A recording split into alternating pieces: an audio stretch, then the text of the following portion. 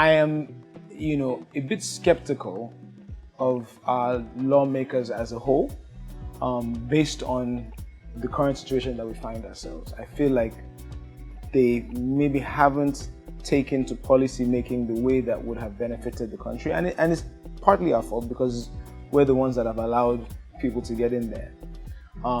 So when you talk about legislation and the role that it has to play, it's a tremendous role. I mean, you can start at education, right? And the fact that the federal government does not invest in primary education, that's handled at a lower level.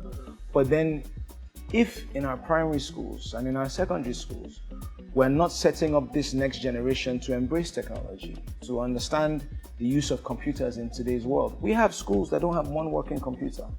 So what future are we setting these kids up for if in 5 to 10 years, the jobs that exist in society will start to change? If they've already started to change now, those jobs won't be the same. And our population is increasing at a tremendously high rate. So what we're doing is we're not educating that ever-increasing population to deal with where the world is going to. I mean, the world is discussing artificial intelligence and things of that nature. We're still looking for good roads and lights. If in Lagos, we have children in school, at the primary level in public schools in Lagos, that only 34%, if you're at primary, I think it's primary 3 or primary 4, only 34% of our children actually have basic numeracy and literacy skills. I'm funding a charity in Eti-Osa that educates adults, full-grown adults, who don't know how to read and write, don't know math.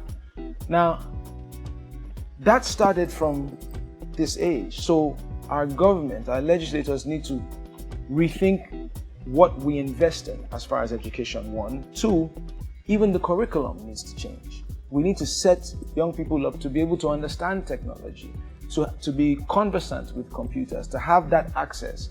Because at the end of the day, young people, and this is the struggle with being in government, right? So you see the government do things like, they recovered money from a dead dictator and they shared it out to everybody at 2020K. Now, yes, there's poverty and people have immediate needs. I mean, I'm campaigning, you go out onto the grassroots and to talk to them. If the man has not fed his family that day, there's nothing you can tell him about your vision or, guy, what are my people going to eat? So the government now has to kind of walk a thin line between doing handouts that are necessary and then investing in systems and structures and institutions that can save society or have a chance to save society as a whole. Because at the end of the day, that's what young people want. It's just, I can find my own way. Just give me the tools to help me find my way. Don't feed a man a fish, you feed him for a meal.